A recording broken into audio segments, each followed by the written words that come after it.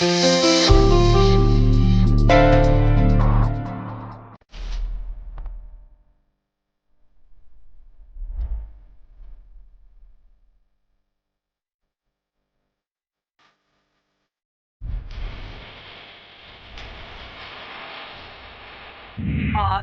ಪಾರ್ವತಿ ಮೇಲಿಟ್ಟಿರೋ ನಂಬಿಕೆನ ಹಾಳು ಮಾಡ್ಬೇಕು. ಆ ರೀತಿ ಏನಾದ್ರೂ ಸಂಚು ಹೂಡ್ಬೇಕು ನೀನು.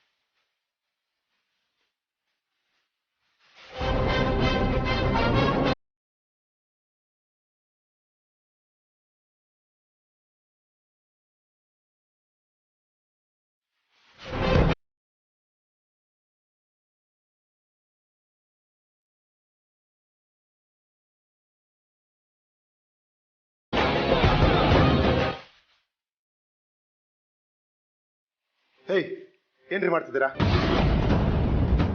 ಕೂತಿದ್ದೀನಿ. ತಪ್ಪಾ? ಕೂರೋದು ತಪ್ಪಲ್ಲ, ಆದ್ರೆ ನಮ್ಮ ಮಾಮ್ ಮುಂದೆ ಈ ತರ ಕಾಲ್ ಮೇಲೆ ಕಾಲ್ ಹಾಕೊಂಡು ಕೂತ್ಕೊಳ್ಳೋದು ತಪ್ಪು.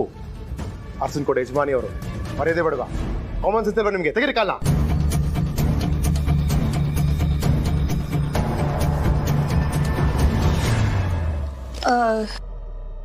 ಸಾರಿ, ನಂಗಿದೆಲ್ಲ ಗೊತ್ತಿರ್ಲಿಲ್ಲ. ಮತ್ತೆ ಪಾರ್ವತಿ ಅವ್ರು ಯಾಕೆ ನಂಗೆ ಇದನ್ನೆಲ್ಲ ಮುಂಚೆನೆ ಹೇಳಿರ್ಲಿಲ್ಲ? ಈ ಮನೇಲಿ ನೀನು ಹೇಗ್ ಬೇಕೋ ಹಾಗಿರು. ಈ ಮನೆನ ನಿಂದೆ ಅನ್ಕೋ. ನಾನು ಈ ಮನೆ ಹಿರಿ ಸೊಸೆ ಹೇಳ್ತಾ ಇದ್ದೀನಿ. ಈ ಮನೇಲಿ ಯಾವ್ದಕ್ಕೂ ಯಾರಿಗೂ ಹೆದರ್ಕೋಬೇಡ ಅಂತ ಬಿಲ್ಡಪ್ ಕೊಟ್ಟಿದ್ರು.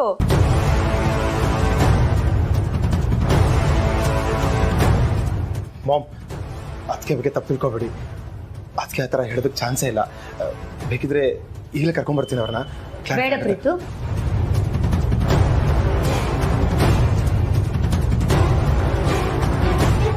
ಒಂದ್ ವೇಳೆ ಪಾರ್ವತಿ ಹಾಗೇನಾದ್ರೂ ಹೇಳಿದ್ರು ಅದ್ರಲ್ಲಿ ತಪ್ಪೇನೂ ಇಲ್ಲ.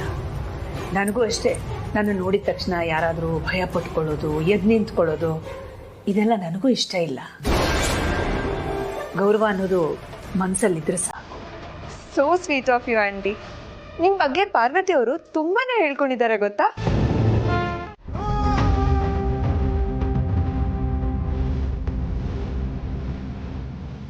ಇದ್ಯಾವ ನ್ಯಾಯ ದೇವ್ರೆ? ನಮ್ಮ ಬಾಡಿಗೆ ನಾವು ಬದುಕ್ತೀವಿ ಅಂದ್ರು ನಮ್ಮನ್ನ ಧರ್ಮ ಸಂಕಟಕ್ಕೆ ಸಿಕ್ಕಾಕ್ಸ್ತಾ ಇದೆಯಾ? ಅತ್ಯನ್ನ ಮನ್ಸಿಗೆ ಯಾರು ನೋವು ಕೊಡಬಾರ್ದು ಅಂತ ಯೋಚನೆ ಮಾಡೋದು ನಾವು. ಅಂಥದ್ರಲ್ಲಿ ಇವಾಗ ನಾವೇ ಅವ್ರ ಮನ್ಸಿಗೆ ನೋವು ಕೊಡೋ ಸಂದರ್ಭ ಬಂದಿದೆ.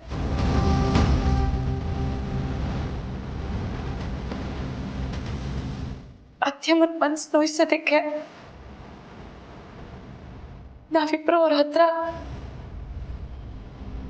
ಈ ಮನೆಯಲ್ಲಿ ಹಾಲು ಕೇಳ್ತಾ ಇದ್ದೀವಿ. ಅದಕ್ಕೆ ಕೇಳೋದಕ್ಕೆ ನಿಮಗೆ ಶಕ್ತಿ ಕೊಡಪ್ಪ.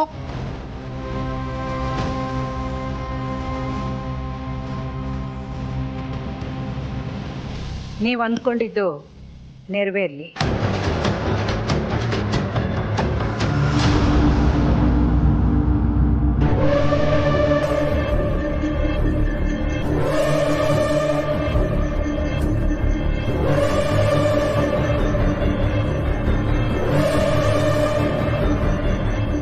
ಅಮ್ಮ, ನೀವ್ಯಾವಾಗ ಬಂದ್ರಿ? ನೀವು ದೇವ್ರ ಹತ್ರ ಬೇಡ್ಕೋತಾ ಇದ್ರಲ್ಲ, ಆಗ್ಲೇ ಬಂದೆ. ಅಂದ್ರೆ ನಾವು ದೇವ್ರ ಹತ್ರ ಬೇಡ್ಕೊಂಡಿದ್ದೇನೋ ನೀವು ಕೇಳಿಸ್ಕೊಂಡ್ರಾ? ಇಲ್ಲ,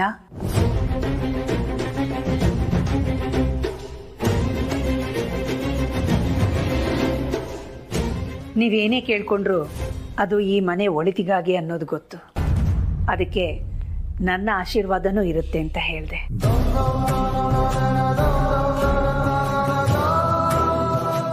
ನೀವು ಅಂದ್ಕೊಂಡಿರೋದು ಆದಷ್ಟು ಬೇಗ ಈಡೇರಲಿ.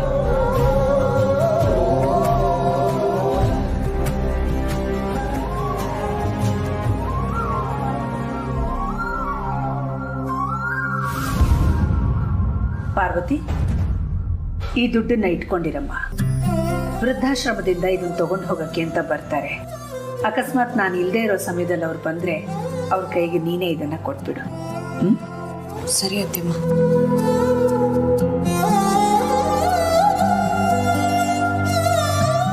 ಛೇ, ನಾನು ಹೇಳಿರೋ ಸುಳ್ಳಿಂದ ಅತ್ತೆ ಸೊಸೆ ಮಧ್ಯೆ ಬಿರ್ಕೆ ಬಿಟ್ಟಿಲ್ವಲ್ಲ. ಬೇರೆ ಏನಾದರೂ ಪ್ಲಾನ್ ಮಾಡಬೇಕು.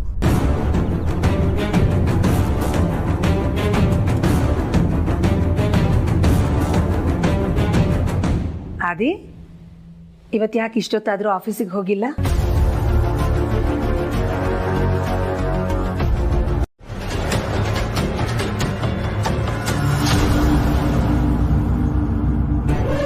ಪ್ರೀತು, ಆಸ್ತಿಲ್ ಪಾಲ್ ಕೇಳೋಕ್ಕೂ ಮೊದಲು ಇನ್ನೊಂದ್ಸರಿ ಯೋಚನೆ ಮಾಡಿ ನೋಡು. ಅಷ್ಟು ಟೈಮ್ ಇಲ್ಲ ಜನನಿ. ತುಂಬ ಯೋಚನೆ ಮಾಡೇ ಈ ನಿರ್ಧಾರ ತಗೊಂಡಿದ್ದೀನಿ. ಇವತ್ತು ಕೇಳಿಲ್ಲ ಅಂದರೂ ನಾಳೆ ಕೇಳಲೇಬೇಕಲ್ವಾ? ಕೇಳಕ್ಕಾಗ್ತಿಲ್ಲ ಅಂತ ಹೆದರ್ಕೊಂಡು ಕೂತ್ಕೊಳ್ಳೋ ಬದಲು ಇವಾಗಲೂ ಕೇಳ್ತೀನಿ. ಮಾಮ್ ನನ್ನ ಬಗ್ಗೆ ಏನು ಅನ್ಕೊಂಡ್ರೂ ಪರವಾಗಿಲ್ಲ. ನಂಗೆ ಬೇರೆ ಆಪ್ಷನ್ಸ್ ಇಲ್ಲ. ತೊಂದರೆ ಆದರೆ ನಿಭಾಯಿಸೋಕ್ಕೆ ಬ್ರೋ ಮತ್ತೆ ಅದಕ್ಕೆ ಇದ್ದಾರೆ. ನೀನೇನು ತಲೆ ಕೆಡಿಸ್ಕೊಬೇಡ. ಶಿಟ್, ಇಲ್ಲ, ಏನ್ ಸುಮ್ಮನೆ ಇರೋದಕ್ಕಾಗಲ್ಲ. ಇದು ಲೋನ್ಸ್ ತಗೊಂಡಿರೋರ ಡೀಟೇಲ್ಸ್ ಪ್ರಾವಿಡೆಂಟ್ ಫಂಡ್ಗೆ ಅಟ್ಯಾಚ್ ಮಾಡಿದ್ದಾರೆ. ಅಂದರೆ ಅದನ್ನ ಓಕೆ, ಅಂದರೆ ಕರೆಂಟ್ ಫಿನಾನ್ಷಿಯಲ್ ಇಯರ್. ಎಸ್. ಏನಪ್ಪ ಪ್ರೀತು? ಮಾಮ್,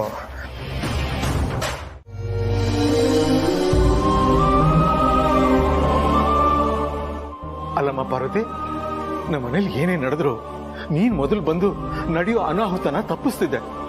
ಆದ್ರೆ ಇವತ್ತು ನಿನ್ ಗಂಡ ಮೈದುನ ಹೊಡಿತಾ ಇದ್ರೆ ನೀನ್ ನೋಡ್ಕೊಂಡು ಸುಮ್ಮನಿದ್ಯಲ್ಲಮ್ಮ. ಪಾರ್ವತಿ ಸರಿಯಾಗಿ ನಡ್ಕೋತಿದ್ದಾಳೆ.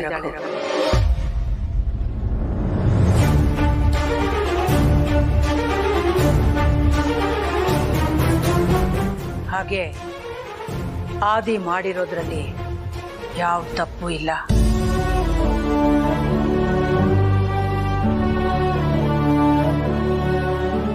ತಿದ್ಕೋಬೇಕಾಗಿರೋದು, ತಿಳ್ಕೋಬೇಕಾಗಿರೋದು ಪ್ರೀತು.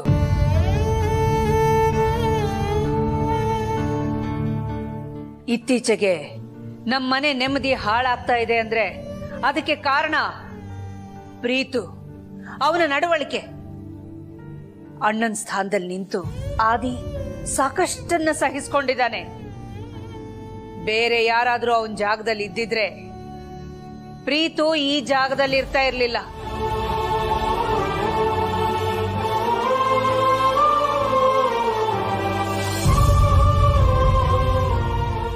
ಯಾರೇ ಆಗ್ಲಿ ತನ್ನ ಗಂಡನ್ಗೆ ಅವಮಾನ ಮಾಡಿದ್ರೆ ಯಾವ ಹೆಂಡತಿನೂ ಸಹಿಸ್ಕೊಳ್ಳೋದಿಲ್ಲ. ಅಂಥದ್ರಲ್ಲಿ ಪಾರ್ವತಿ ಮಾತ್ರ ಯಾಕೆ ಇದನ್ನೆಲ್ಲ ಸಹಿಸ್ಕೋಬೇಕು? ನಿನ್ನ ತಂದೆ ತಾಯಿಗೂ ವಯಸ್ಸಾಗ್ತಾ ಇದೆ ಅನ್ನೋದನ್ನ ಮರಿಬೇಡ ಪ್ರೀತು. ವಯಸ್ಸಾಗ್ತಾ ಆಗ್ತಾ ಟೆನ್ಷನ್ ಅನ್ನ ತಡ್ಕೊಳ್ಳೋ ಶಕ್ತಿ ಮನಸ್ಸಿಗೆ ಕಡಿಮೆ ಆಗ್ತಾ ಹೋಗುತ್ತೆ. ನಿನ್ನ ಅಣ್ಣನಿಗೆ ಹೇಗೆ ಗೌರವ ಕೊಡಬೇಕು ಅನ್ನೋದನ್ನ ನಾನ್ ನಿನಗೆ ಹೇಳ್ಕೊಡ್ಬೇಕಾಗಿಲ್ಲ ಅನ್ಸುತ್ತೆ. ಮಾತಿನ ಮೇಲೆ, ಮನಸ್ಸಿನ ಮೇಲೆ ಹಿಡ್ತಾ ಇರ್ಲಿ.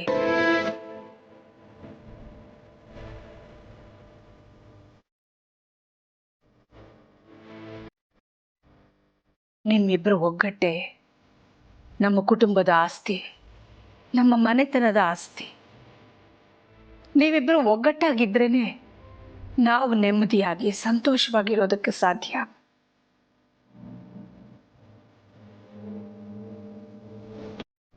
ಈ ಕುಟುಂಬಕ್ಕೆ ಕಳಂಕ ತರುವಂಥ ಯಾವ ಕೆಲಸನೂ ದಯವಿಟ್ಟು ಮಾಡಬೇಡಪ್ಪ ಪ್ರೀತು.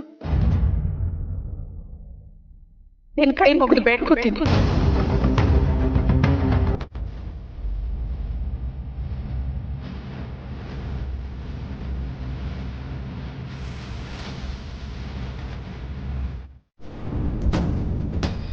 ಅದೇ ಈಗ ನೀನು ಹೇಳಿರೋರಲ್ಲಿ ಯಾರಾದರೂ ನನಗೆ ಬೈದ್ರೆ ಸಹಿಸ್ಕೊಳ್ಳಲ್ಲ. ಅದಕ್ಕೆ ಮಾಡಿದ್ದು ಅದನ್ನೇ. ಅವ್ರಿಗೆ ನಾನು ಎಷ್ಟೆಲ್ಲ ಅವಮಾನ ಮಾಡಿದೆ, ಆದರೂ ಪಾಪ ಸುಮ್ಮನೆ ಇದ್ರು. ಅದೇ ಬ್ರೋಗ್ ಬೈದಿದ್ದಕ್ಕೆ ಅವ್ರು ಸಹಿಸ್ಕೊಳಕ್ಕಾಗಲಿಲ್ಲ. ಅದಕ್ಕೆ ಬ್ರೋ ನನ್ನ ಮೇಲೆ ಕೈ ಮಾಡಿದ್ರು ಅವರು ಕೋಪದಿಂದ ಸುಮ್ಮನೆ ಇದ್ರು. ನಮ್ಮ 4 ಜನ ಒಂದೇ ಟೀಮ್ ಥರ ಎಷ್ಟು ಅನ್ಯೋನ್ಯವಾಗಿದ್ವಿ. ನಮ್ಮಲ್ಲಿ ಯಾರೊಬ್ರಿಗೆ ಬೇಜಾರಾದರೂ ಯಾರೂ ಸಹಿಸ್ಕೊಳ್ತಾ ಇರಲಿಲ್ಲ. ಆದರೆ ಇವತ್ತು ಅವರೇ ಇಷ್ಟೊಂದು ಕೋಪ ಮಾಡಿಕೊಂಡ್ರೆ ಮುಂದೇನಾಗ್ಬೋದು?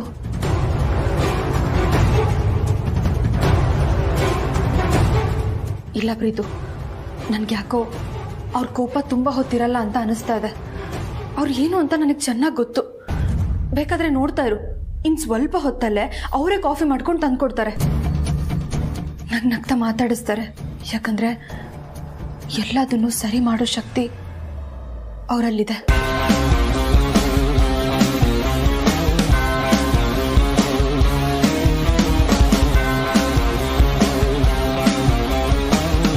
ಅಲ್ಲ, ಎಲ್ರಿಗೂ ಕಾಫಿ ಮಾಡ್ಕೊಡೋದಕ್ಕೆ ನೀನೇ ಈ ಮನೆ ಕೆಲಸದೋಳ.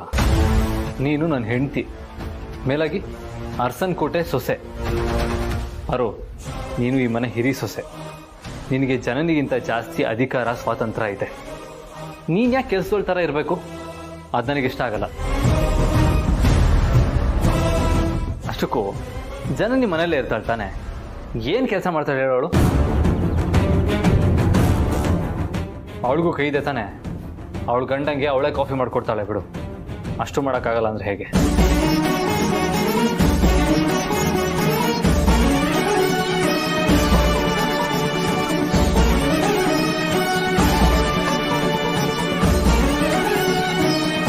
ಯಜಮಾನ್ರೆ, ಏನಾಗಿದೆ ನಿಮ್ಮ ಬುದ್ಧಿಗೆ? ಯಾಕೆ ಜನನಿಯವ್ರ ಬಗ್ಗೆ ಹೀಗೆಲ್ಲ ಮಾತಾಡ್ತಾ ಇದ್ದೀರಾ? ಯಾಕೆ ಅಂದರೆ ನಾನು ಇಲ್ಲಿವರೆಗೂ ಮಾತಾಡ್ತಾ ಇದ್ದಿದ್ದನ್ನ ಜನನಿ ಕೇಳಿಸ್ಕೊಳ್ತಾ ಇತ್ತು.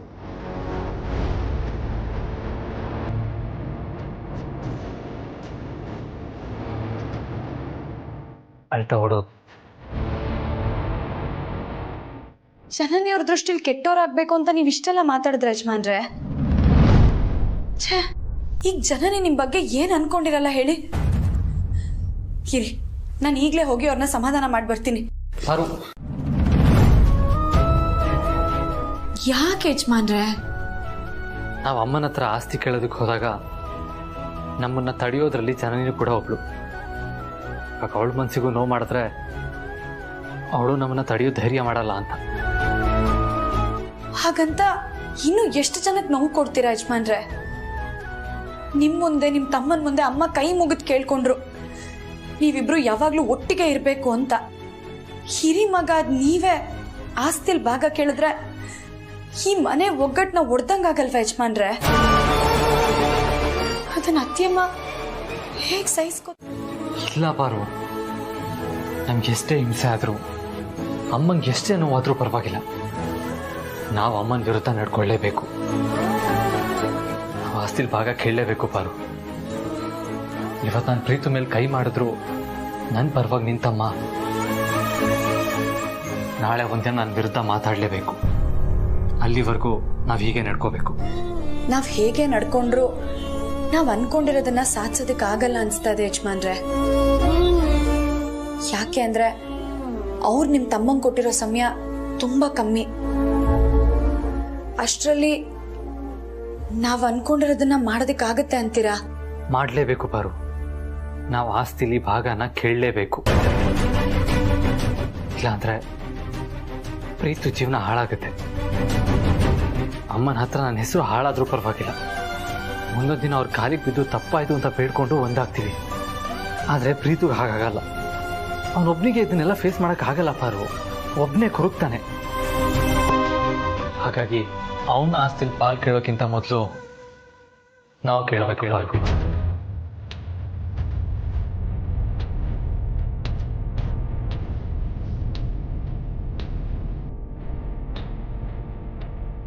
ಇಲ್ಲಕ್ಕ, ಇನ್ನೊಂದ್ಸಲ ಈ ತರ ಮಾತಾಡಲ್ಲ. ಏನೋ ಬಾಯಿಗೆ ಬಂದಿದ್ ಮಾತಾಡ್ಬಿಟ್ಟೆ. ದಯವಿಟ್ಟು ಮನ್ಸಿಗೆ ಹಾಕೋಬೇಡಿ ಅಕ್ಕ. ಸಾರಿ ಅಕ್ಕ, ಸಾರಿ ಭಾವ.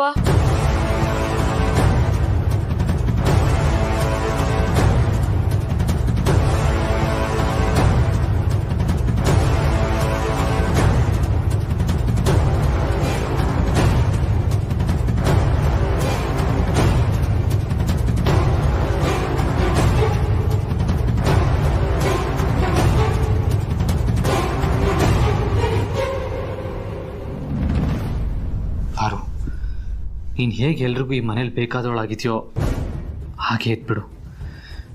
ನನಗೋಸ್ಕರ ನೀನು ಹೆಸರು ಕೆಡ್ಸ್ಕೊಳ್ಳೋದು ಬೇಡ ಪಾರು. ನಾನು ಇದನ್ನು ಮನ್ಸಾರೆ ಹೇಳ್ತಾ ಇದ್ದೀನಿ. ಆಸ್ತಿಲ್ ಭಾಗ ನಾನೊಬ್ಬನೇ ಕೇಳ್ತೀನಿ. ಅದು ನನ್ನೊಬ್ಬನ ನಿರ್ಧಾರ ಅಂತಾನೆ ಹೇಳ್ತೀನಿ. ಒಂದ್ ವೇಳೆ ಅತ್ತೆಯಮ್ಮ ನೊಂದ್ಕೊಂಡು ಮನೆಯಿಂದ ಹೊರಗೆ ಹೋಗು ಅಂದ್ರೆ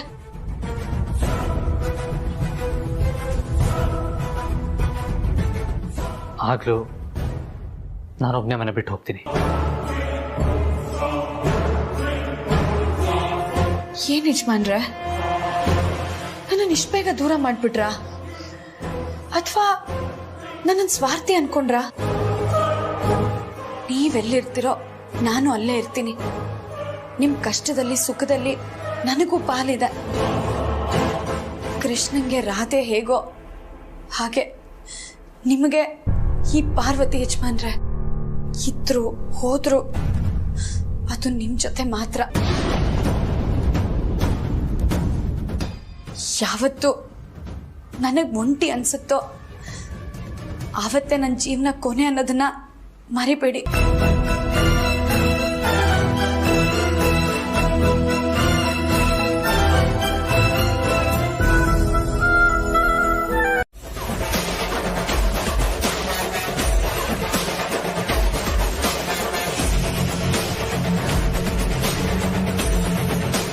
ಪ್ರೀತು ತಗೋ, ರಾಣ ಸರ್ ಕಾಲ್ ಮಾಡಿದ್ದಾರೆ. ನಿನ್ನ ಫೋನ್ ಸಿಗ್ತಾ? ಸಿಕ್ತು. ಅದು ಕೂಡ ನಿಮ್ಮ ಅಣ್ಣ ಅದಕ್ಕೆ ರೂಮಲ್ಲೇ ಇತ್ತು. ಅಲ್ಲ, ಅವತ್ತು ನಿಮ್ಮ ಅಣ್ಣ ಅದಕ್ಕೆ ಮೇಲೆ ಡೌಟ್ ಪಟ್ಟಿದ್ದಕ್ಕೆ ನಾನು ಕೆನ್ನೆಗೊಡ್ದೆ. ಇವತ್ತು ನಿಜ ಅಂತ ಪ್ರೂವ್ ಆಯ್ತು. ನಾನೇನ್ ಮಾಡ್ಬೇಕು? ಹೋಗ್ಲಿ ಬಿಡು, ತಗೋ.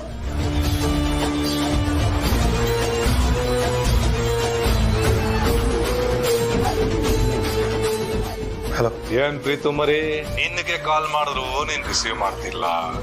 ನಿನ್ ಹೆಂಡತಿಗೆ ಕಾಲ್ ಮಾಡಿದ್ರೆ ಅವಳು ರಿಸೀವ್ ಮಾಡ್ತಾ ಇಲ್ಲ.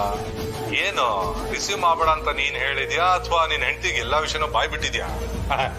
ಏಜೆ, ಪ್ರೀತು ಹಾಗೆಲ್ಲ ಮಾಡಲ್ಲ ಅಂತ ನನ್ ತಂಗಿ ಹೇಳ್ತಾ ಇದ್ದಾಳೆ. ಯಾಕೆಂದ್ರೆ ನಿನ್ನ ವೀಕ್ನೆಸ್ ಏನು ಅನ್ನೋದು ನನ್ ತಂಗಿಗೆ ತುಂಬಾ ಚೆನ್ನಾಗ್ ಗೊತ್ತು.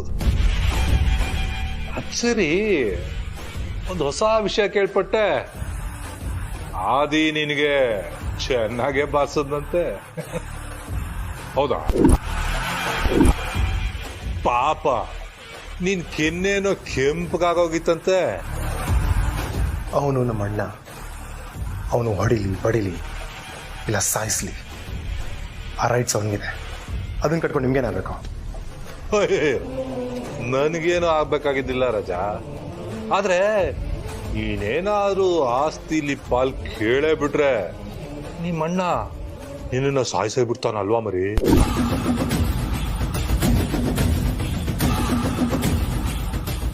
ಯಾವಾಗ ಪಾಲ್ ಕೇಳ್ತಾನಂತ? ನೋಡಪ್ಪ ಮರಿ, ನನ್ನ ತಂಗಿ ಕೇಳ್ತಿದ್ದಾಳೆ, ನೀನ್ ಯಾವಾಗ ಪಾಲ್ ಕೇಳ್ತೀಯಾ ಅಂತ. ಇಲ್ಲ, ಕೇಳಲ್ಲ.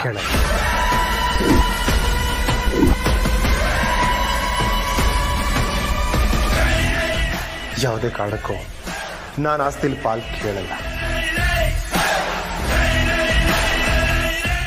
ಯಾಕೆ? ಏನಾಯ್ತು ನಿನಗೆ? ಗಳಿಗೆಗೊಂದು ಗಂಟೆಗೊಂದು ಮಾತಾಡ್ತಾರಲ್ಲ, ಹಾಗಾಯ್ತು ನಿನ್ ಕತೆ. ಈಗ ಆಸ್ತಿ ಕೇಳಬಾರ್ದು ಅನ್ನೋ ನಿರ್ಧಾರ ಯಾಕೆ ಮಾಡಿದ್ಯಾ? ಅದೆಲ್ಲ ನಿಮಗೆ ಬೇಕಾಗಿಲ್ಲ.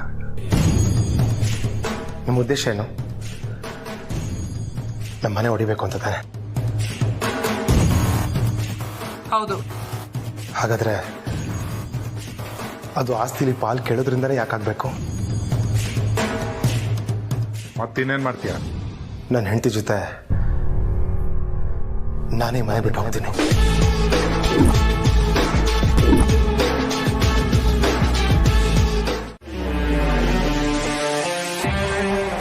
ಅತ್ತೆಮ್ಮ ನೋಡಿದ್ರೆ ಮನೆಯವರೆಲ್ಲರೂ ಊಟಕ್ಕೆ ಹೊರಗಡೆ ಹೋಗೋಣ ಅಂತ ಹೇಳ್ತಾ ಇದ್ದಾರೆ. ಇವ್ರು ನೋಡಿದ್ರೆ ಇಲ್ಲೇ ಇದ್ದು ಮೋನಿಕನ್ ಜೊತೆ ಹೊಸ ವರ್ಷ ಆಚರಣೆ ಮಾಡ್ತೀನಿ ಅಂತ ಒಪ್ಕೊಂಡಿದ್ದಾರೆ. ಹೀಗೇನ್ ಮಾಡೋದು ಯಜಮಾನ್ರೆ? ಜನನಿ ನೋಡಿದ್ರೆ ಅಳ್ತಾ ಹೋದ್ಲು. ಹೊಸ ವರ್ಷದ ಸಂಭ್ರಮಕ್ಕೂ ಗಂಡ ಬೇರೆಯವ್ರ ಜೊತೆ ಕೇಕ್ ಕಟ್ ಮಾಡ್ತಾನೆ ಅಂದ್ರೆ ಅವಳ ಮನ್ಸಿಗೆ ಎಷ್ಟು ನೋವಾಗಿರಲ್ಲ.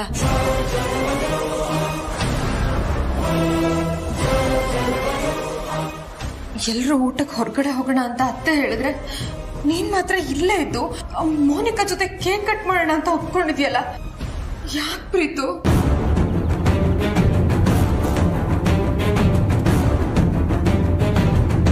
ಹಾಗಾಗೋದಕ್ಕೆ ಬಿಡೋರು ಯಾರು? ಅವರಿಬ್ಬರು ಸೇರಿ ಹೊಸ ವರ್ಷ ಆಚರಣೆ ಮಾಡಬಾರ್ದು ಅಷ್ಟೇ ತಾನೇ? ಆಗಲ್ಲ ಬಿಡು. ಯಾಕೆ ಅಂದರೆ ಅಮ್ಮ ನಮ್ಮೆಲ್ಲರನ್ನು ಡಿನ್ನರ್ಗೆ ಆಚೆ ಕರ್ಕೊಂಡು ಹೋಗ್ತಾ ಇದ್ದಾರೆ. ನಾವು ಬರೋದು ಎಷ್ಟೊತ್ತಾಗುತ್ತೆ ಅಂತ ಗೊತ್ತಿಲ್ವಲ್ಲ. ಆ ಮೋನಿಕಾ ನಾವೆಲ್ಲ ಬರೋ ತನಕ ಒಬ್ಳೆ ಕಾಯ್ಕೊಂಡಿದ್ದು, ನಾವೆಲ್ಲರೂ ಬಂದ್ಮೇಲೆ ನಿನ್ ಜೊತೆ ಕೇಕ್ ಕಟ್ ಮಾಡಿ ಸೆಲೆಬ್ರೇಟ್ ಮಾಡಲ್ಲ ಅನ್ನೋದಕ್ಕೆ ಏನ್ ಗ್ಯಾರಂಟಿ? ಇವತ್ತು ಆ ಮೋನಿಕಾ ನನ್ ಗಂಡನ್ ಜೊತೆ ಟೆರೆಸ್ ಮೇಲೆ ಕೇಕ್ ಕಟ್ ಮಾಡೋಳು. ಮುಂದಿನ ವರ್ಷದೊಳಗೆ ನಿನ್ ಕೈಯಲ್ಲಿ ತಾಳಿ ಕಟ್ಟಿಸ್ಕೊಳ್ಳಲ್ಲ ಅನ್ನೋದಕ್ಕೆ ಏನ್ ಗ್ಯಾರಂಟಿ?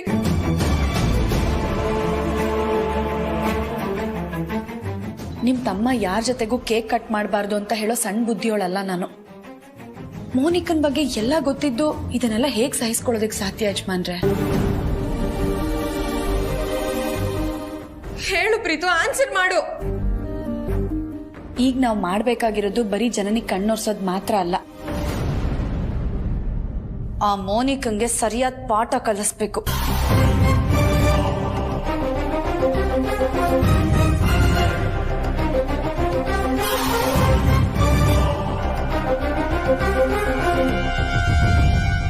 ಈಗ ನಾನು ಎಲ್ಲರ ಜೊತೆ ಹೊರಗೆ ಹೋದ್ರೆ ಮೋನಿಕಾ ಸುಮ್ಮನೆ ಇರಲ್ಲ.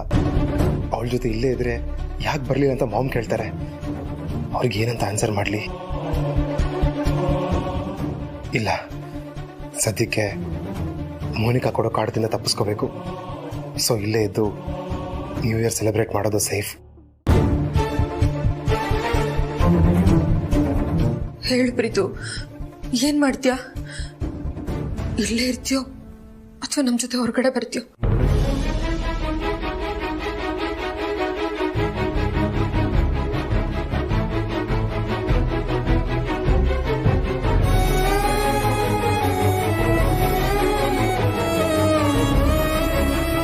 ಇನ್ನು ರೆಡಿ ಆಗ್ಬೇಕು, ನೀನು ಅಡಿಗೆ ಮಾಡಬೇಕು.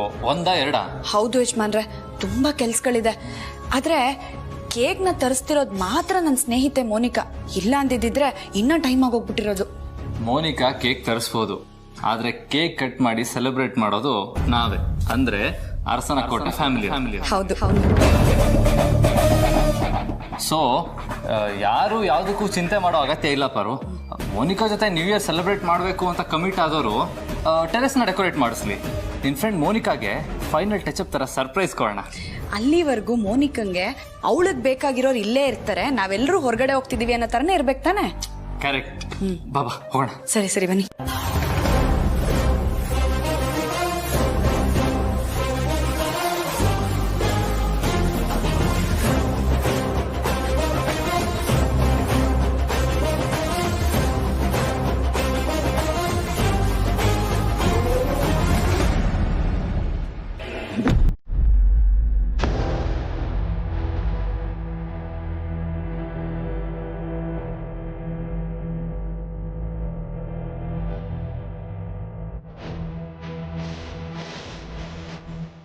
ಪ್ರೀತು ನನ್ನ ಹತ್ರ ಲಾಕ್ ಆಗಿದ್ದಾನೆ. ಅದ್ ಹೇಗೆ ಇವ್ರ ಜೊತೆ ಆಚೆ ಹೋಗ್ತಾನೋ ನೋಡೇಬೇಕು. ಹಾಗೆ ಹೋಗದೆ ಇರೋದಕ್ಕೆ ಏನ್ ರೀಸನ್ ಕೊಡ್ತಾನೆ ಅಂತ ನೋಡ್ಲೇಬೇಕು.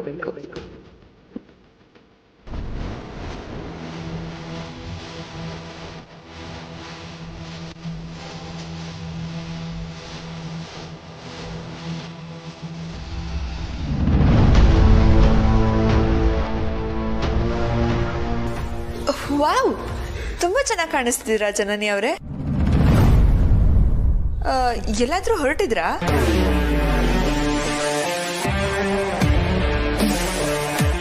ನಿನ್ ಫ್ರೆಂಡ್ ಮೋನಿಕಾಗೆ ಫೈನಲ್ ಟಚ್ ಅಪ್ ತರ ಸರ್ಪ್ರೈಸ್ ಕೊಡೋಣ. ಅಲ್ಲಿವರೆಗೂ ಮೋನಿಕಂಗೆ ಅವಳಿಗೆ ಬೇಕಾಗಿರೋರು ಇಲ್ಲೇ ಇರ್ತಾರೆ, ನಾವೆಲ್ಲರೂ ಹೊರಗಡೆ ಹೋಗ್ತಿದೀವಿ ಅನ್ನೋ ತರನೇ ಇರ್ಬೇಕು ತಾನೆ. ಕರೆಕ್ಟ್. ಹಾ, ಹೊರಗಡೆ ಹೊರಟಿದೀವಿ ಅತ್ತೆ ಜೊತೆ ಊಟಕ್ಕೆ. ಹೌದಾ? ಯಾರ್ಯಾರು ಹೋಗ್ತಿದ್ದೀರಾ? ಇಡೀ ಫ್ಯಾಮಿಲಿನಾ? ಹೌದು. ಆದ್ರೆ ಪ್ರೀತು ಒಬ್ಬನ್ನ ಬಿಟ್ಟು ಮಿಕ್ಕಿದವರೆಲ್ಲರೂ ಹೋಗ್ತಾ ಇದೀವಿ. ಅದು ಪ್ರೀತುಗೇನೋ ತಲೆನೋವಂತೆ, ಅದಕ್ಕೆ. ಹೌದಾ? ಆಗ್ಲೇ 11 ಗಂಟೆ ಆಯ್ತು, ಇನ್ಯಾವಾಗ ಹೊರಡೋದು? ಇನ್ನೇನೀಗ ಹೊರಟ್ಬಿಡ್ತೀವಿ. ರೆಸ್ಟೋರೆಂಟಿಗೆ ಹೋಗಿ ಕೇಕ್ ಕಟ್ ಮಾಡಿ ಆಮೇಲೆ ಏನಿದ್ರು ನಮ್ಮ ಊಟ. ಇಡೀ ರೆಸ್ಟೋರೆಂಟ್ನೇ ನಮ್ಮ ಮತ್ತೆ ಬುಕ್ ಮಾಡಿದ್ದಾರೆ.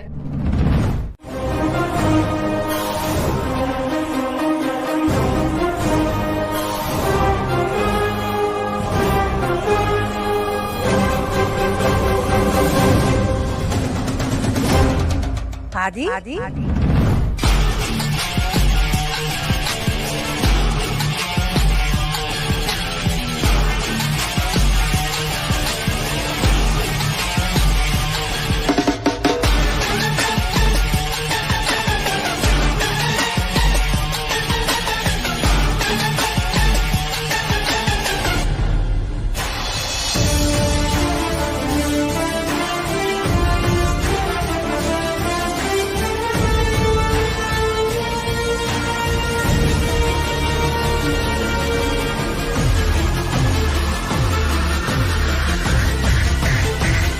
ಯಾಕಪ್ಪ ಆದಿ, ನಾವೆಲ್ಲ ಬರೋಕ್ಕಿಂತ ಮುಂಚೆನೆ ಕೇಕ್ ಕಟ್ ಮಾಡ್ತಾ ಇದ್ದೆ ಏನು?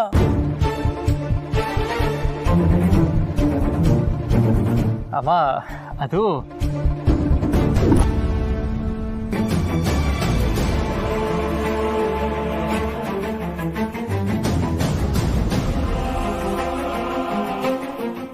ಏನಿದು?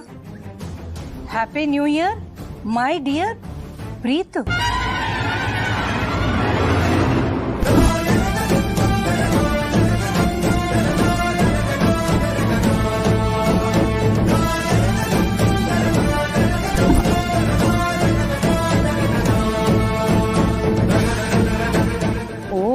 ಇದೆಲ್ಲ ಇವ್ರ ಕಿತಾಪತಿ. ಈ ಕೇಕ್ ನ ಯಾರು ಆರ್ಡರ್ ಮಾಡಿದ್ದು? ಅದು ಅತ್ತೆ ಮೋನಿಕಾ ಅವರು ಈ ಕೇಕ್ ನ ತರಿಸಿದ್ರು.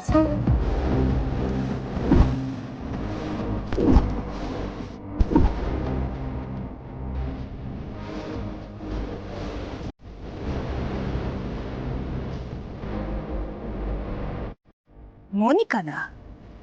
ಅಲ್ಲ, ಪ್ರತಿ ವರ್ಷನೂ ನೀನೇ ತಾನೇ ಪಾರ್ವತಿ ಕೇಕ್ ಮಾಡ್ತಾ ಇದ್ದಿದ್ದು? ಅತ್ಯಮ್ಮ, ಪ್ರತಿ ವರ್ಷ ನಾನೇ ಕೇಕ್ ತಯಾರಿಸ್ತಿದ್ದೆ. ಆದ್ರೆ ಈ ವರ್ಷ ಮೋನಿಕಾ, ನಾನು ನಿಮ್ಮ ಮನೆಗೆ ಬಂದಿದ್ದೀನಲ್ಲ, ಹಾಗಾಗಿ ನಿಮ್ಮೆಲ್ರಿಗೂ ಒಂದು ಚಿಕ್ಕ ಕಾಣಿಕೆ ಕೊಡ್ತೀನಿ ಅಂತ ಅವಳೇ ತರಿಸಿದಾಳೆ. ಹಾಗಾದ್ರೆ ಕೇಕ್ ಮೇಲೆ happy new year my dear Preetu ಅಂತ ಬರ್ಸಿರೋದು ಮೋನಿಕಾನ?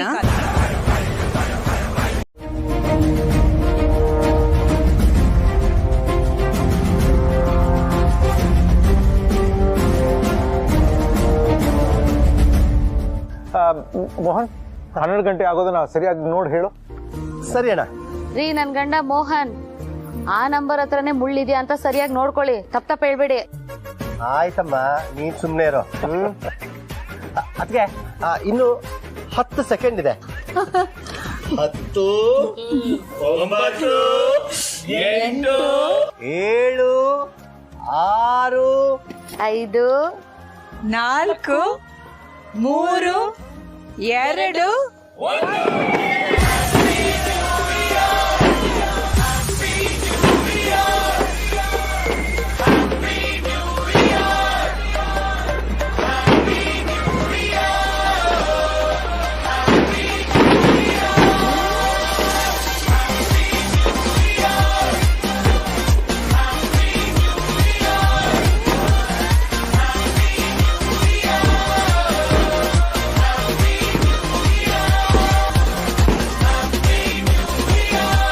Happy new year to you.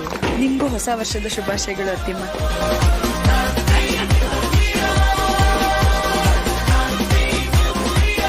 Happy new year to you. Thank you ಅತ್ತೆ, ನಿಮಗೂ ಹ್ಯಾಪಿ ನ್ಯೂ ಇಯರ್.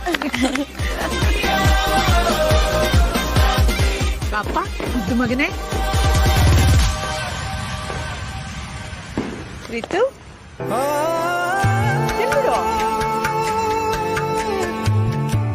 ಅಟ್ಲೀಸ್ಟ್ ಎಲ್ರೂ ಮಲ್ಗದ ಮೇಲೆ ಇಬ್ರು ಸೇರ್ಕೊಂಡು ಟೆರೆಸಲ್ಲಿ ಕೇಕ್ ಕಟ್ ಮಾಡೋಣ, ನ್ಯೂ ಇಯರ್ನ ವೆಲ್ಕಮ್ ಮಾಡೋಣ. Happy new year to you. Thank you, same to you. Damini, happy new year to you.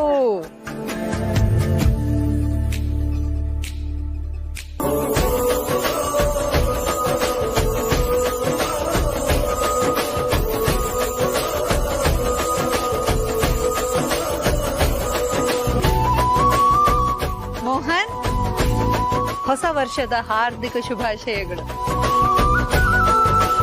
Happy new year to you. Happy new year to you.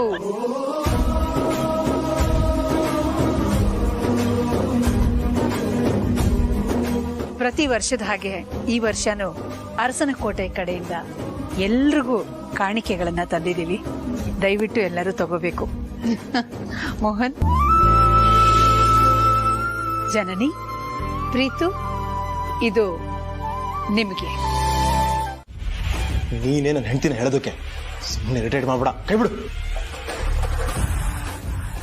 ಅವತ್ತಷ್ಟು ಗಟ್ಟಿಯಾಗಿ ತಪ್ಕೊಂಡಿದ್ದೆ, ಆಗ ಇರಿಟೇಟ್ ಆಗ್ಲಿಲ್ವಾ? ಹಳೆದೆಲ್ಲ ಯಾಕೆ ತೆಗಿತಾ ಇದ್ಯಾ? ನನ್ನ ಪಾಡಿಗೆ ನಾನು ಬಿಟ್ಬಿಡು. ಬಿಡಲ್ಲ ಅಂದ್ರೆ ಏನ್ ಮಾಡ್ತೀಯಾ?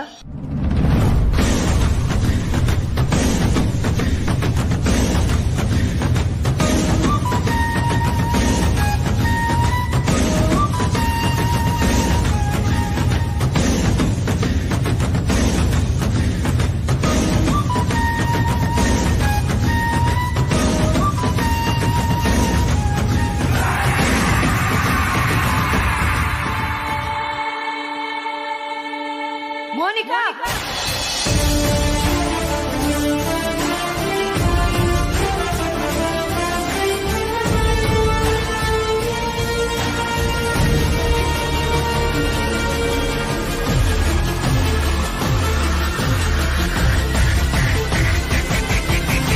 ಏನ್ ಮಾಡ್ತಿದ್ದೆ ಮೋನಿಕಾ? ಯಾಕೆ ನನ್ನ ಮಗನ ಕೈ ಹಿಡ್ಕೊಂಡಿದ್ದೆ?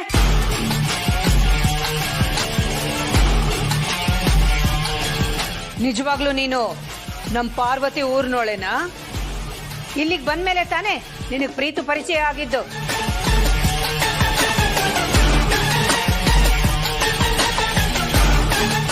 ಹೌದು ಮಾಮ್, ಇವ್ರು ಯಾರು ಅಂತ ನನಗೆ ಇವ್ರು ಇಲ್ಲಿ ಬರೋವರೆಗೂ ನಂಗೆ ಗೊತ್ತಿರಲಿಲ್ಲ.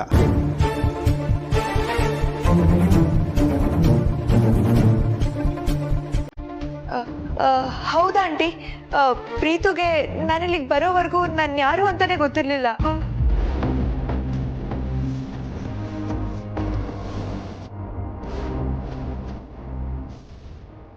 ಹಾಗಿದ್ಮೇಲೆ ಈಗ ಪರಿಚಯ ಆಗಿರೋ ಪ್ರೀತು ಕೈ ಹಿಡ್ಕೊಂಡು ಇಷ್ಟು ಸಲಿಗೆ ತೋರಿಸೋದು ಒಂದು ಹೆಣ್ಣಾಗಿ ಸರಿ ಅಂತ ಅನ್ಸುತ್ತ ನನಗೆ.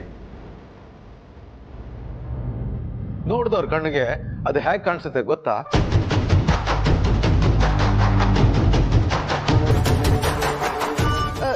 ಸಾರಿ ಅಂಕಲ್, ನಾನು ಅವ್ರ ಕೈ ಹಿಡ್ಕೊಳ್ಳೋದಕ್ಕೆ ಒಂದು ಕಾರಣ ಇದೆ.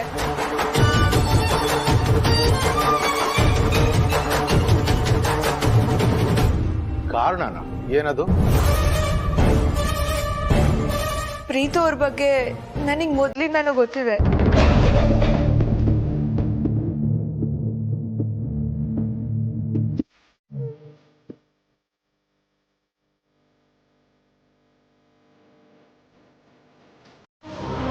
ಹೌದಕ್ಕಿಲ್ಲ, ನೀನು ಹೇಳ್ತಿರೋದು ಕರೆಕ್ಟ್ ಆಗಿದೆ. ಇದ್ರ ಬಗ್ಗೆ ಈಗಲೇ ಕ್ಲಾರಿಟಿ ಸಿಕ್ಬಿಡ್ಲಿ.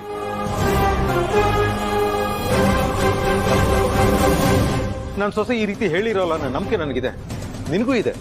ಈಗಲೇ ಪಾರ್ವತಿ ಹತ್ರ ಮಾತಾಡಿ ಈ ವಿಷಯ ಇತ್ಯರ್ಥ ಮಾಡ್ಬಿಡೋಣ.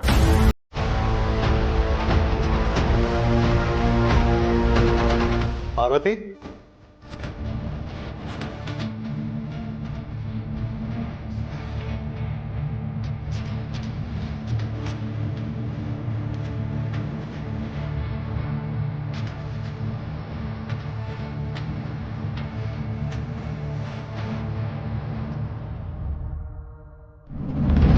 ರಘು, ಪಾರ್ವತಿ ಮೇಲೆ ನಮ್ಮಿಬ್ರಿಗೂ ನಂಬಿಕೆ ಇದೆ. ಈ ವಿಷಯವಾಗಿ ಪಾರ್ವತಿ ಹತ್ರ ಏನು ಕೇಳೋದು ಬೇಡ. ನನಗೆ ಖಂಡಿತ ಗೊತ್ತು ಆ ಹುಡುಗಿ ಮೋನಿಕಾನೇ ಸುಳ್ಳು ಹೇಳ್ತಾ ಇರೋದು ಅಂತ. ಹಾಗಾದ್ರೆ ಈ ಮಾತನ್ನ ಅಲ್ಲೇ ಅವಳ ಮುಂದೆ ಹೇಳ್ಬೋದಿತ್ತಲ್ವಾ?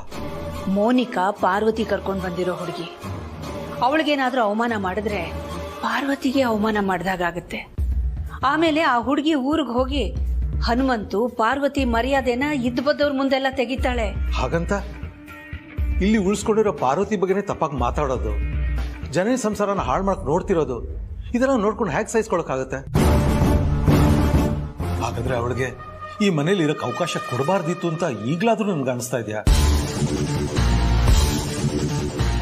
ಇಲ್ಲ ರಘು, ಖಂಡಿತ ನನಗೆ ಹಾಗ ಅನ್ನಿಸ್ತಿಲ್ಲ. ಒಂದು ಹೆಣ್ಣಿಗೆ ತನ್ನ ಗಂಡನ ಮನೆ ತನ್ನ ಮನೆ ಅನ್ನುವಂಥ ಒಂದು ಸ್ಟ್ರಾಂಗ್ ಫೀಲ್ ಯಾವಾಗ ಬರುತ್ತೆ ಗೊತ್ತಾ? ಇಲ್ಲಿ ನನ್ನ ಮಾತಿಗೆ ಬೆಲೆ ಇದೆ, ನನ್ನ ಬೇಡಿಕೆಗಳಿಗೆ ಮನ್ನಣೆ ಇದೆ ಅಂತ ಗೊತ್ತಾದಾಗ. ಪಾಪ ನಮ್ಮ ಪಾರ್ವತಿ ಮೊದಲನೇ ಸಲ ನಮ್ಮ ಹತ್ರ ಏನಾದ್ರೂ ಕೇಳಿದಾಳೆ. ಊರಿಂದ ಒಂದು ಹುಡುಗಿ ಬಂದಿದ್ದಾಳೆ, ನಮ್ಮನೇಲೆ ಸ್ವಲ್ಪ ದಿನ ಇರ್ತಾಳೆ ಅಂತ ಕೇಳ್ಕೊಂಡಿದ್ದಾಳೆ. ಅವಳಿಗದು ಹೇಗಿಲ್ಲ ಅಂತ ಹೇಳಕ್ಕಾಗ್ತಿತ್ತು? ಈಗ್ಲೂ ನಾವು ಆ ಹುಡುಗಿ ಬಗ್ಗೆ ಏನು ಹೆದರೋದು ಬೇಡ. ಯಾವುದೋ ಒಂದು ಕೋರ್ಸ್ ಮಾಡೋದಕ್ಕೆ ಅಂತ 1-2 ತಿಂಗಳ ಮಟ್ಟಿಗೆ ಇರೋದಕ್ಕೆ ಬಂದಿದ್ದಾಳೆ. ಕೋರ್ಸ್ ಮುಗಿದ್ಮೇಲೆ ತಾನೇ ವಾಪಸ್ ಹೋಗ್ತಾಳೆ. ಅಲ್ಲಿವರೆಗೂ ನಾವು ಪ್ರೀತು ಅವಳಿಂದ ದೂರ ಇರೋ ಥರ ನೋಡ್ಕೋಬೇಕು. ಆಮೇಲೆ ಇನ್ನೊಂದು ವಿಷಯ ರಘು, ತನ್ನಿಂದಾಗಿ ನಮ್ಮ ನೆಮ್ಮದಿ ಹಾಳಾಗ್ತಿದೆ ಅನ್ನೋದು ಪಾರ್ವತಿಗೆ ಗೊತ್ತಾದ್ರೆ ಅವಳಿಗೆ ಅಪರಾಧಿ ಪ್ರಜ್ಞೆ ಕಾಡುತ್ತೆ. ತುಂಬಾ ಬೇಜಾರು ಮಾಡ್ಕೋತಾಳೆ.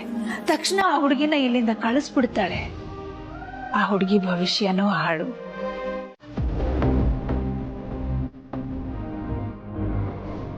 ನೋಡಮ್ಮ ಪಾರ್ವತಿ, ಆ ಹುಡುಗಿ ಮೋನಿಕಾ ಯಾರು ಏನೋ ನಂಗೆ ಗೊತ್ತಿಲ್ಲ.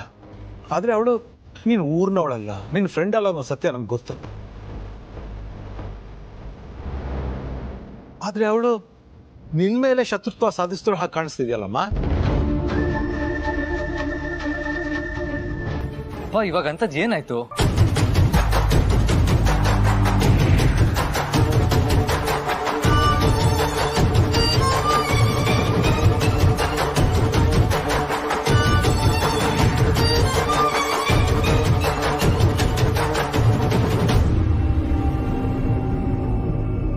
ಏನು ಅಮ್ಮನ್ ಮುಂದೆನೆ ಕಾಲ್ ಮೇಲೆ ಕಾಲ್ ಹಾಕೊಂಡು ಕೂರುವಷ್ಟು ದುರಹಂಕಾರ ಬಂದಿದೆ ಅವಳಿಗೆ.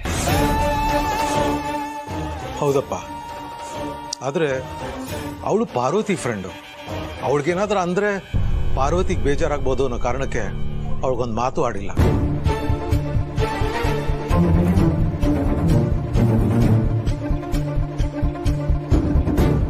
ನೋಡಮ್ಮ ಪಾರ್ವತಿ, ಆ ಹುಡುಗಿ ಬಗ್ಗೆ ನೀನಾಗೆ ಹೇಳೋವರೆಗೂ ನಾನು ತಲೆ ಕೆಡಿಸ್ಕೊಳಲ್ಲ ಅಂತ ಹೇಳಿದ್ದೆ. ಆದ್ರೆ ಈ ಮನೆ ಹಿರಿಯನಾಗಿ ಒಂದು ಮಾತು ಕೇಳಲೇಬೇಕಾಗತ್ತೆ.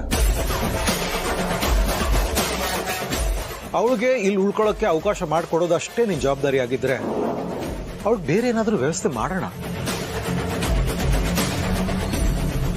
ಅದು ಬಿಟ್ಟು ಬೇರೆ ಏನಾದರೂ ಧರ್ಮ ಸಂಕಟ ಇದ್ರೆ ಅದನ್ನ ಬೇಗ ಬಗೆಹರಿಸಿ ಅವಳನ್ನ ಇಲ್ಲಿಂದ ಆಚೆ ಕಳಿಸಿ. ಅಖಿಲ ನೆಮ್ಮದಿ ಹಾಳಾಗೋದನ್ನ ನನ್ನಿಂದ ಸಹಿಸ್ಕೊಳಕ್ಕಾಗಲ್ಲಮ್ಮ.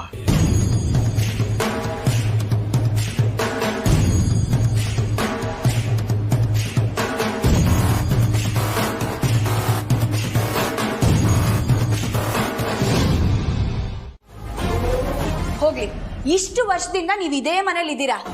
ಯಾರ್ಯಾರಿಗೆ ಏನೇನ್ ಇಷ್ಟ ಅಂತ ನಿಮಗೆ ಗೊತ್ತಿದ್ಯಾ? ಹೋಗ್ಲಿ, ಯಾವ್ಯಾವ ಅಡ್ಗೆ ಮಾಡೋದಕ್ಕೆ ಬರುತ್ತೆ ಹೇಳಿ?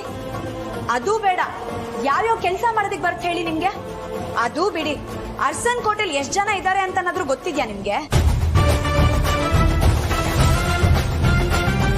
ತಿಂಗಳಿಗೆ ಎಷ್ಟು ಖರ್ಚಾಗುತ್ತೆ ಅಂತ ನಿಮಗೆ ಗೊತ್ತಿದ್ಯಾ? ಹೋಗ್ಲಿ, ಕೆಲ್ಸಗಾರರಿಗೆ ಎಷ್ಟು ಸಂಬಳ ಕೊಡ್ತೀವಿ ಅಂತನಾದ್ರೂ ನಿಮಗೆ ಗೊತ್ತಿದ್ಯಾ? ಅದು ಹೋಗ್ಲಿ, ಈ ಮನೆ ಬಗ್ಗೆ ಏನ್ ತಿಳ್ಕೊಂಡಿದ್ದೀರಾ ಅಂತ ಸ್ವಲ್ಪ ಹೇಳ್ತೀರಾ? ನಾವು ಬಡವರೇ ಇರ್ಬೋದು, ಆದ್ರೆ ನಮಗೂ ನಿಯತ್ತಿದೆ. ನಮ್ಮನ್ ಪ್ರೀತಿ ಮಾಡೋರ್ಗೆ ಪ್ರಾಣ ಕೊಡೋಕ್ಕೂ ಗೊತ್ತು, ಹಾಗೆ ನಿಮ್ ತರ ಕಾಲ್ ಕೆರ್ಕೊಂಡ್ ಬರೋರ್ಗೆ ಮುಟ್ ನೋಡ್ಕೊಳ್ಳೋ ತರ ಉತ್ತರ ಕೊಡೋಕ್ಕೂ ಗೊತ್ತು. ಅಯ್ಯೋ ಪಾರ್ವತಿ, ಕೋಪ ಮಾಡ್ಕೋಬೇಡಮ್ಮ. ಜನ ಜನನಿ ಅಷ್ಟೊತ್ತಿಂದ ಬೇಡ್ಕೋತಿದ್ಲಲ್ಲ, ಮಾತಾಡ್ಸು ಅಂತ ಹೇಳಕ್ ಬಂದೆ ಅಷ್ಟೇ. ನೀವೇನಾದ್ರೂ ಮಾಡ್ಕೊಳ್ರಮ್ಮ, ನಾನು ಬರ್ತೀನಿ.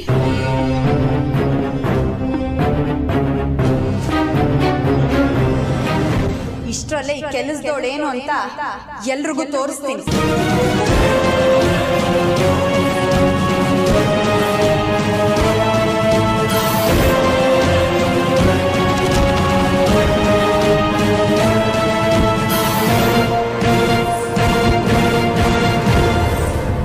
ನಾನು ಒಬ್ಳೇ ಇದ್ದಾಗ್ಲೂ ಅದ್ರ ಬಗ್ಗೆ ತುಟ್ಟಕ್ ಪಟ್ಟಿಕ್ ಅಂದಿಲ್ಲ.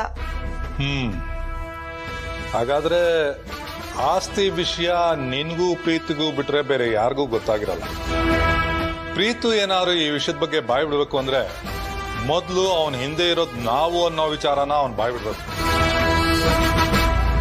ಅವನು ಆ ಕೆಲಸ ಮಾಡ್ತಾನೆ ಅನ್ನೋ ನಂಬಿಕೆ ನನಗಿಲ್ಲ. ಯಾಕೆಂದ್ರೆ ಅವನ್ಗೆ ಅಷ್ಟೊಂದು ಮೀಟ್ರ್ ಇಲ್ಲ. ಅವನೇನಾದ್ರು ಆತರ ಮಾಡಿದ್ರೆ ಅವನ್ನ ನಿನ್ನ ವಿಡಿಯೋ ಲೀಕ್ ಆಗತ್ತೆ ಅನ್ನೋ ಭಯ ಅವನ ಮನ್ಸಲ್ಲಿ ಯಾವಾಗ್ಲೂ ಇರತ್ತೆ.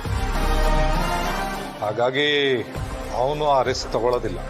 ಆ ಮನೇಲಿ ಬೇರೆ ಏನೋ ಪ್ರಾಬ್ಲಮ್ ನಡೀತಾ ಇದೆ. ಅದು ಏನು ಅಂತ ಮೊದಲು ಫೈಂಡ್ ಔಟ್ ಮಾಡು. Okay sir.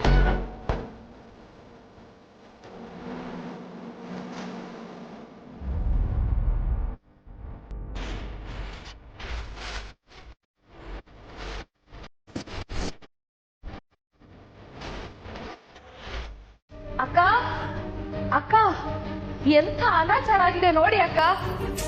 ಅಯ್ಯೋ, ಈ ರಿಸಿಟ್ ನೋಡಿ ಅಕ್ಕ.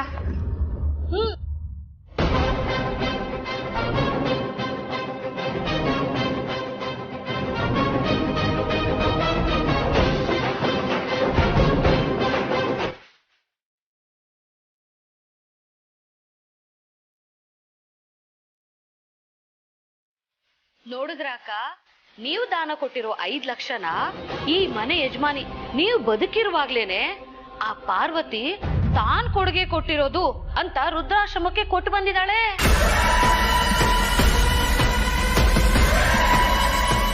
ಆ ರಿಸಿಪ್ಟ್ ಅಲ್ಲಿ ಅವಳ ಹೆಸರು ಇದೆ ನೋಡಿ ಅಕ್ಕ.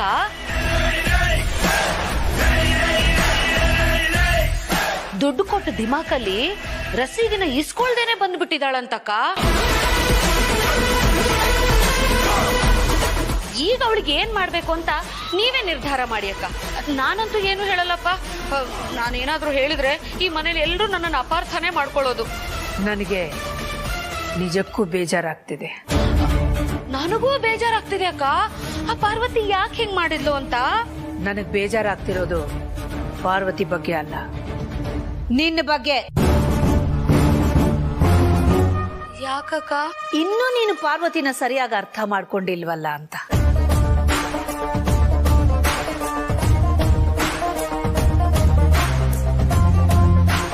ಬಲಗೈಯಲ್ಲಿ ಕೊಟ್ಟಿದ್ದು ಎಡಗೈ ಗೊತ್ತಾಗಬಾರ್ದು ಅನ್ನೋದು ಅರಸನ ಕೋಟೆಯ ಸಂಸ್ಕಾರ. ಅದು ಪಾರ್ವತಿಗೆ ಗೊತ್ತಿದೆ. ಅದಕ್ಕೆ ರಿಸೀಟ್ ತಗೊಳ್ದೆ ಬಂದಿದ್ದಾಳೆ. ನೀನ್ ಅದನ್ನ ತಪ್ಪಾಗಿ ಅರ್ಥ ಮಾಡ್ಕೊಂಡಿದೀಯ. ನೀವ್ ಹೇಳೋದನ್ನ ಒಪ್ಕೋತೀನಕ್ಕ.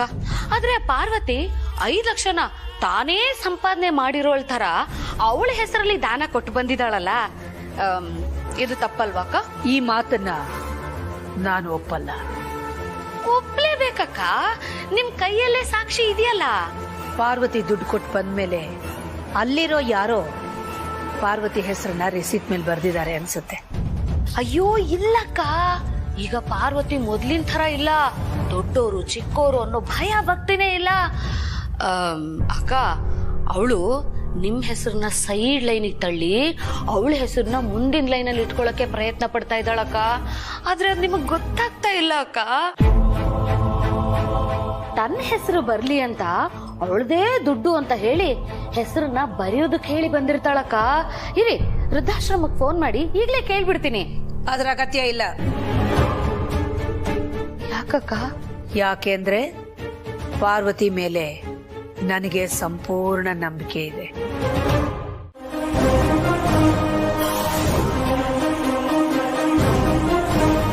ಅಮ್ಮಂಗೆ ಎಷ್ಟೇ ನೋವಾದ್ರೂ ಪರವಾಗಿಲ್ಲ, ನಾವು ಅಮ್ಮನ ವಿರುದ್ಧ ನಡ್ಕೊಳ್ಳೇಬೇಕು.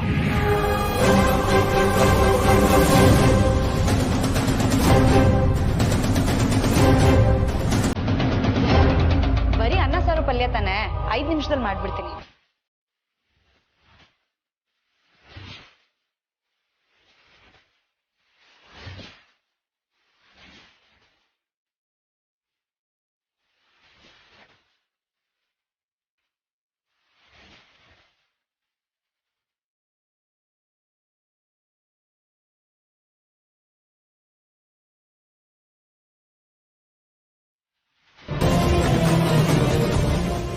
ಸಾವಿರಾರು ಜನಕ್ಕೆ ಅನ್ನ ಹಾಕಿರೋ ದೇವಸ್ಥಾನ ಇದು. ಅಂಥದ್ರಲ್ಲಿ ಅತ್ಯಮ್ಮನ ಮುಂದೆ ಕೆಟ್ಟವಳಾಗಬೇಕು ಅನ್ನೋ ಒಂದೇ ಉದ್ದೇಶದಿಂದ ಬಂದಿರೋರ್ ಮುಂದೆ ಅತ್ಯಮ್ಮಂಗೆ ಅವಮಾನ ಆಗೋ ಥರ ಮಾತಾಡ್ದೆ. ನನಗೆ ಕ್ಷಮಿಸ್ಬಿಡುತ್ತೆ ಫ್ರೆ.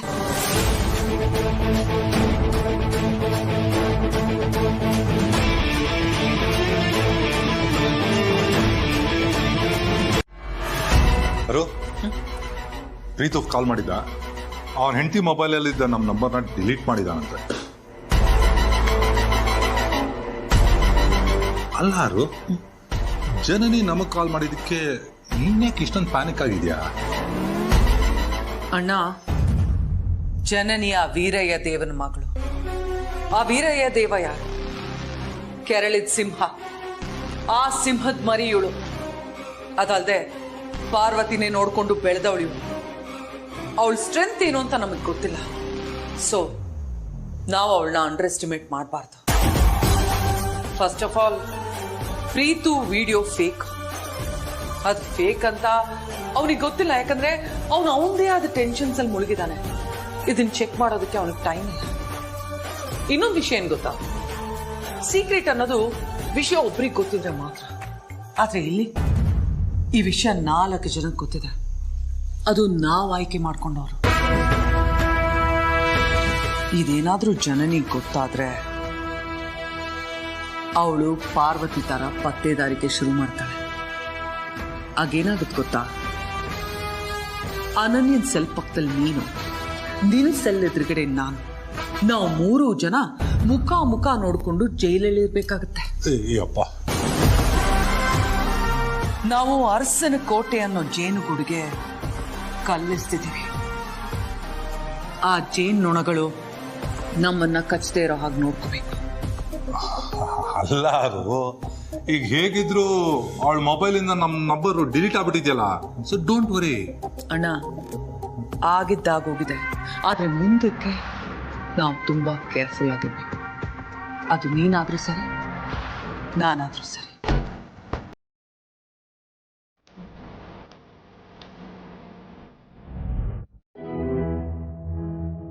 ಆಗುತ್ತೆ ಅನ್ನೋದು ನನಗೂ ಅರ್ಥ ಆಗುತ್ತೆ ಪಾರು. ಆದರೆ ನಾನು ಕೇಳಲಿಲ್ಲ ಅಂದರೆ ಪ್ರೀತು ಕೇಳ್ತಾನೆ. ಆಗ ಅವನ ಜೀವನ ಹಾಳಾಗೋಗುತ್ತೆ. ನಾನು ಕೇಳೋದ್ರಿಂದನೂ ಅಮ್ಮನ ಮನಸ್ಸಿಗೆ ನೋವಾಗುತ್ತೆ ಅನ್ನೋದು ನಿಜ. ಆದರೆ ಆದಷ್ಟು ಬೇಗ ನಾವು ಅಂದ್ಕೊಂಡಿರೋ ಕೆಲಸನ ಮಾಡಿ ಮುಗಿಸಿ ಅಮ್ಮನ ಕಾಲಿಗೆ ಬಿದ್ದು ಕ್ಷಮೆ ಕೇಳೋಣ ಪಾರು. ನಾವು ಯಾಕೆ ಆಸ್ತಿನ ಭಾಗ ಕೇಳಿದ್ವಿ ಅಂತ ಅವ್ರಿಗೆ ಹೇಳೋಣ. ಅವ್ರು ನನ್ನ ಖಂಡಿತ ಕ್ಷಮಿಸ್ತಾರೆ.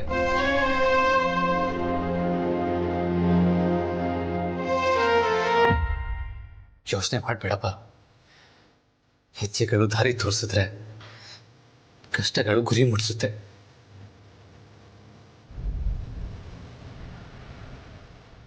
ಆಯ್ತು ಯಜಮಾನ್ರೆ, ನಿಂಗೆಲ್ಲ ಕಷ್ಟ ಸುಖದಲ್ಲೂ ನಾನು ಜೊತೆಯಾಗಿರ್ತೀನಿ. ಆದರೆ ನಾಳೆ 25ನೇ ವರ್ಷ ಧರ್ಮಾಧಿಕಾರಿಯಾಗಿ ಅತ್ಯಮ್ಮನೆ ಮುಂದುವರಿಯೋ ಕಾರ್ಯಕ್ರಮ ಇದೆ. ಅದು ಮುಗಿದ್ಮೇಲೆ ಕೇಳಬೇಕಾಯ್ತಾ? ಸರಿ. ಯಜಮಾನ್ರೆ, ಅತ್ಯಮ್ಮನ ಹತ್ರ ಪಾಲೇನೋ ಕೇಳ್ತೀರಾ, ಆದ್ರೆ ಅದಕ್ಕೆ ಕಾರಣ ಬೇಕಲ್ವಾ? ಅತ್ಯಮ್ಮ ಏನು ಅಂತ ಪ್ರಶ್ನೆ ಮಾಡಿದ್ರೆ ನೀವು ಏನು ಅಂತ ಉತ್ತರ ಕೊಡ್ತೀರಾ?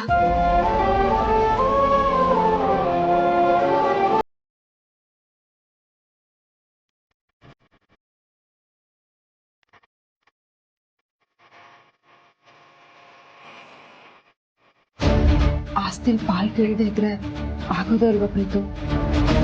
ಹೇಳದ್ನಲ್ಲ, ಕೇಳಿಲ್ಲ ಅಂದ್ರೆ ನನ್ನಂತ ಜೀವಂತ ಉಳಿಸಲ್ಲ. ಅಲ್ಲ, ಆಸ್ತಿಲ್ ಪಾಲ್ ಕೇಳಿದ್ರೆ ಅತ್ತೆ ಕೊಡೋದಕ್ಕೆ ಒಪ್ಕೊಳ್ತಾರಾ? ಒಪ್ಕೊಳ್ತಾರೆ ಅನ್ನೋ ನಂಬಿಕೆ ಇದೆ ನನಗೆ. ಇದರಿಂದ ನಿನ್ಮೇಲೆ ಏನ್ ಪರಿಣಾಮ ಬೀರ್ಬೋದು ಅಂತ ಯೋಚನೆ ಮಾಡಿದ್ಯಾ ಪ್ರೀತು? ಪರಿಣಾಮ ಏನೇ ಆದ್ರೂ ಫೇಸ್ ಮಾಡಕ್ ನಾನು ರೆಡಿ ಆಗಿದ್ದೀನಿ. ಒಳ್ಳೆ ದಿನಗಳಿಗೋಸ್ಕರ ಕೆಟ್ಟ ದಿನಗಳ ಜೊತೆ ಯುದ್ಧ ಮಾಡಲೇಬೇಕು. ನಾಳೆನೆ ಆಸ್ತಿಲ್ ಪಾಲ್ ಕೇಳ್ತೀನಿ.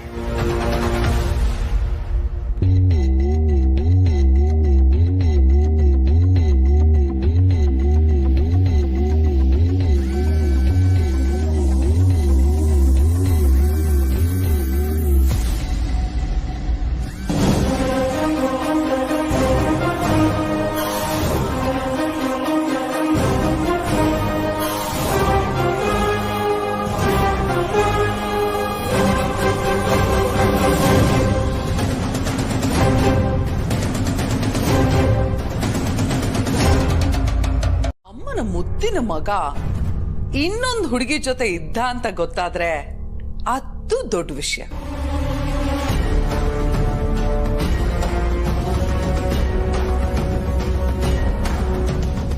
ಮನೆತನಕ್ಕೆ ಮಸಿ ಬಳಿಯುವಂತ ಕೆಲ್ಸನಪ್ಪ ಅದು. ಅದರಿಂದ ನಿಮ್ಮ ಅಮ್ಮನ ಮರ್ಯಾದೆ ಹೋಗಿ ಅವ್ರ ಪ್ರಾಣ ಪಕ್ಷಿನೇ ಹಾರೋಗುತ್ತೆ ಅಂತ ಗೊತ್ತಿದೆ ತಾನೆ ನಿನಗೆ? ನೋ, ಆ ಥರ ಆಗೋದಕ್ಕೆ ನಾನು ಬಿಡಲ್ಲ. ನಾಳೆನೇ ಕೇಳ್ತಾ ಇದ್ದೀನಿ. Good, very good. ಆಸ್ತಿ ಭಾಗ ಕೇಳಿದ್ರೆ ನಿಜವಾಗ್ಲೂ ಆ ವಿಡಿಯೋನ ಡಿಲೀಟ್ ಮಾಡ್ತೀರಾ ಅಲ್ವಾ? ಖಂಡಿತ ಡಿಲೀಟ್ ಮಾಡ್ತೀನಿ. ಅಲ್ಲ, ಹೇಗೆ ನಂಬೋದು?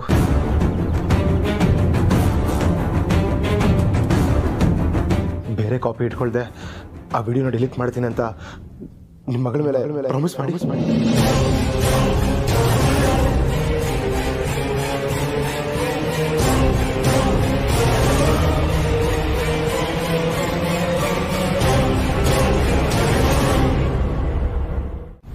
ನಿಮ್ಮ ಮಗಳು ಅಂದ್ರೆ ಅನನ್ಯ ಮೇಲೆ ಆಣೆ ಮಾಡಿ.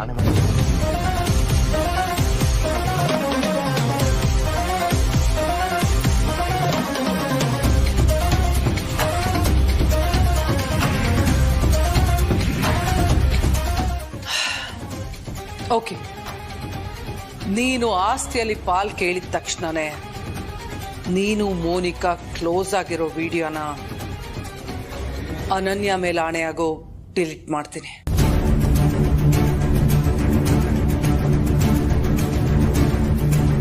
ಯಾಕೆ ಪ್ರೀತು, ನನ್ನ ಮಾತಿನ ಮೇಲೆ ನಂಬಿಕೆ ಬರ್ತಿಲ್ವಾ?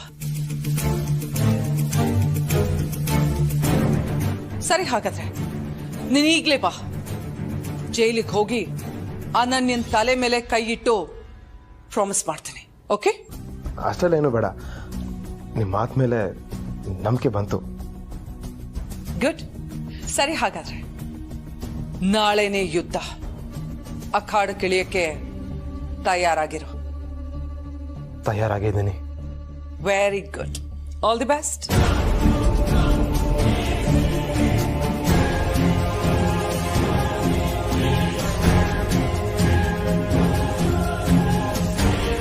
ಅರು, ನಿನ್ಗೇನ್ ತಲೆಗಿಲೆ ಕೆಟ್ಟಿದ್ಯಾ? ಆ ವಿಡಿಯೋನ ಡಿಲೀಟ್ ಮಾಡ್ತೀನಿ ಅಂತ ಅನನ್ಯನ್ ಮೇಲೆ ಆಣೆ ಮಾಡಿದ್ಯಲ್ಲ. ಅಣ್ಣ, ನಾನು ಹೇಳಿದ್ದನ್ನ ಪ್ರೀತೂನು ಸರಿಯಾಗಿ ಕೇಳಿಸ್ಕೊಳ್ಳಿಲ್ಲ, ನೀನು ಸರಿಯಾಗಿ ಕೇಳಿಸ್ಕೊಳ್ಳಿಲ್ವಾ? ನಾನೇನ್ ಹೇಳಿದ್ದು, ನೀನ್ ಆಸ್ತಿಯಲ್ಲಿ ಪಾಲ್ ಕೇಳಿದ ತಕ್ಷಣ ನೀನು ಮೋನಿಕಾ ಕ್ಲೋಸ್ ಆಗಿರೋ ವಿಡಿಯೋನ ಅನನ್ಯ ಮೇಲೆ ಆಣೆಯಾಗೂ ಡಿಲೀಟ್ ಮಾಡ್ತೀನಿ ಅಂತ ತಾನೆ? ಹೌದು. ನಿಜವಾಗ್ಲೂ ಅವರಿಬ್ರು ಕ್ಲೋಸ್ ಆಗೇ ಮೂವ್ ಮಾಡಿಲ್ವಲ್ಲ, ಮತ್ತ ಆಣೆಗೆ ಏನನ್ನ ಬೆಲೆ ಬಂತು?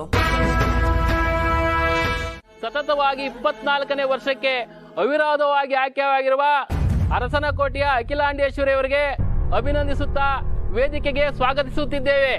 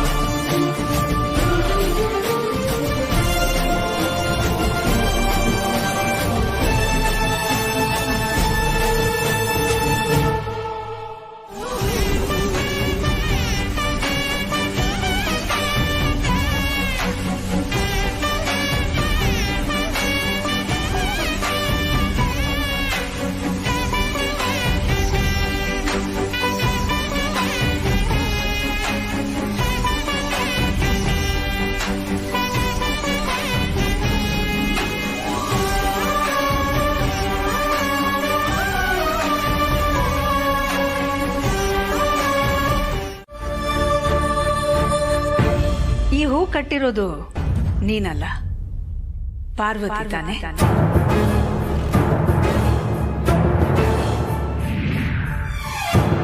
ನಾನೇನು ಅತ್ತೆಮ್ಮಂಗೆ ಈ ಹೂವನ್ನ ನೇರವಾಗಿ ಕೊಡಲ್ಲ, ಜಯನ್ ಕೈಯಲ್ಲಿ ಕೊಡಿಸ್ತೀನಿ. ಹ್ಞೂ ಮ್ಯಾಮ್.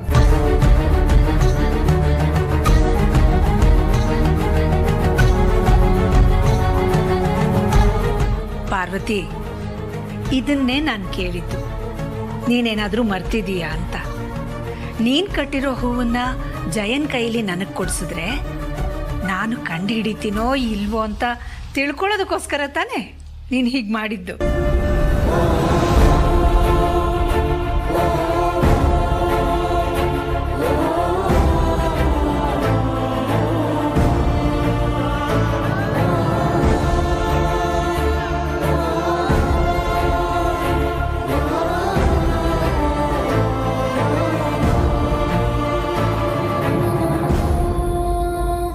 ಆಹಾ ಅಖಿಲ, ಈಗ ನೋಡು ನಿನ್ ಮುಖದಲ್ಲಿ ಕಳೆ ಬಂತು.